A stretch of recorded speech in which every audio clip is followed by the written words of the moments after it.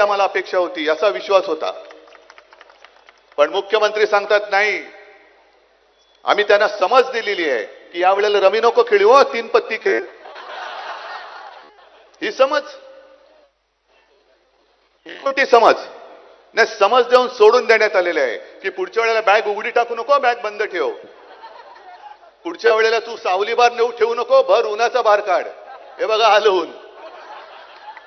मग सावलीमध्ये dance bar नको, उन्हामध्ये डान्स बार कर.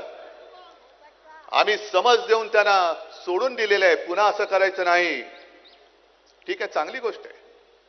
जर तुम्ही या भ्रष्टाचारांना पुरावे देऊन सुद्धा केवळ समज देऊन सोडून देणार असाल तर मग आमच्या उपराष्ट्रपतींना तात्काळ राजीनामा घेऊन त्यांना वनवासात का पाठवलं?